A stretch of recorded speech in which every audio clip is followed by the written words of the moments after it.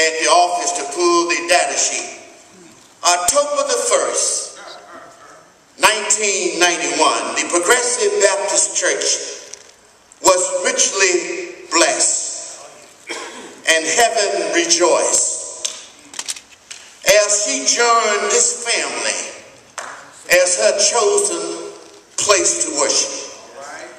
She encouraged her children to excel, and that your race, your gender, your address, your economic status could not determine what you could become if you are committed. Though I did not know her personally, but I do know something about the chips that came from her blood. Amen.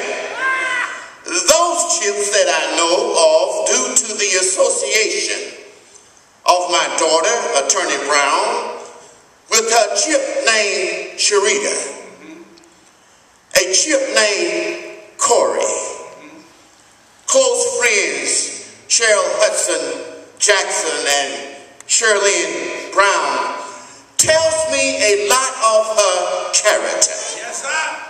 Amen. And her attributes as a mother. I heard that the elder of the 5 children growing up always had a knack of fixing things. That would be Sharita. In spite of the challenges of the day, she had the courage, with the support of her mother, to excel by enrolling at IIT and successfully completed her undergraduate degree in mechanical engineering and went on to complete her master's degree at the same institution. It was not easy. It wasn't easy. According to the record, amen, I Googled her name the other day. All kind of information popped up. Yeah. Amen. And I started reading, and I heard that in spite of her being able to excel at IIT, yes, she was confronted with racism. Not only racism, but gender discrimination. Indeed.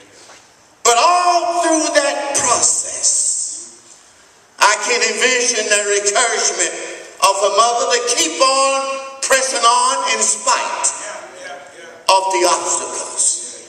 Due to her mother's love and her encouragement, she was not afraid to apply herself to the difficult challenges in life.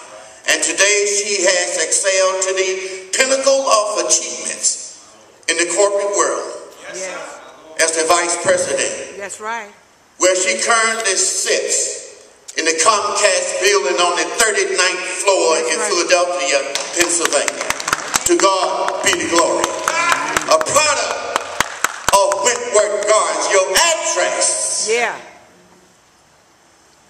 The color of your skin. Back in the day. Your gender. If you apply yourself. All right. If you keep your hands on the plow. Yes. And your eye on the prize. Nothing is impossible. Nothing. With God, all things are possible. If you apply yourself. Sister Miller has finished her course on this side of Jordan. Yes, this is a difficult. I will not minimize it. And of course, this is a sad moment for her children, for her grandchildren, other family members and close friends, but we can treasure her memory by being the best that we can be as we continue down this journey of life, if you have ever had the opportunity to carry a loved one to the airport, to see them depart, there is a feeling of sadness that even may manifest itself with the shedding of some tears. However, on the other end, there is an arrival.